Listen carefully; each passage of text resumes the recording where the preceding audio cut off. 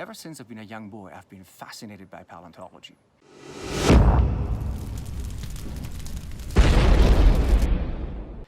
Paleontology tells us the stories of what happened to creatures that lived millions of years ago. And we're going to check out a paleontological whodunit.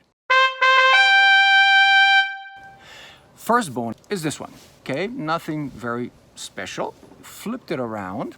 And at that moment, I said, wait a second, there's something interesting here. There is an impact here and there's a slice mark here, as you can clearly see in the shadow.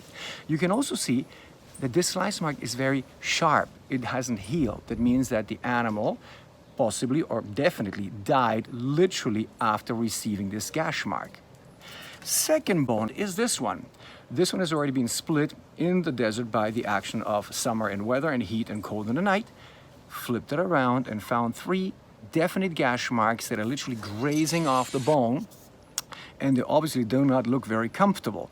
So a creature bit into the living tissue of this animal down to the bone, and in the action, you know, the animal was fighting, grazed it right through, and these are very deep in the bone. So you can think about what happened to the living tissue of this creature. Who done it? Well, this boy done it. Definitely a shark bite. You can readily see that this shark tooth has got serrations like a steak knife. It's fairly skinny, it can slice right through and generate exactly this kind of bite mark here. Boom, in here, slice off, cut through the living tissue, cut through the arteries, animal starts fighting and bleeding, dies, shark has a lunch. Eat this. Then, however, there is a different whodunit. This one. This one is a tooth of the famous Carcharodontis megalodon, or, you know, from movie stardom, the megalodon, largest shark that ever lived. If you put a T-Rex next to Megalodon, it might give you some perspective on how big Megalodon actually was. Megalodons could grow up to 60 feet, 3 times the size of a T-Rex. So you'd know who'd win a fight between these two. This one is of a not so large individual, however, still large enough.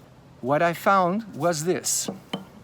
This bone here, you can see a deep impact mark with a very deep gash slicing off part of the bone, and over here also a deep puncture mark, like literally a drill that jackhammered into the bone, but it's definitely not as close together as these marks.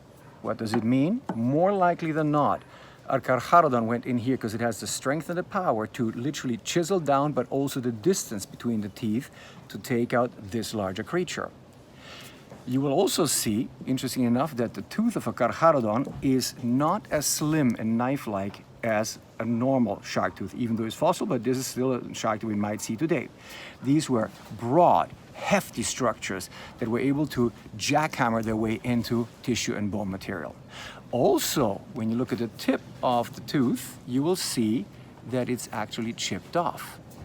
And here you will see that a puncture mark like this in the bone explains why. Because they bit down with such force that they would chip their own teeth off. Lucky for the shark, we all know that their teeth are expendable. They literally can lose the teeth because they've got more coming in out from the inner jaw, and they happily swim away with new teeth, having their lunch too. So this is your paleontological whodunit.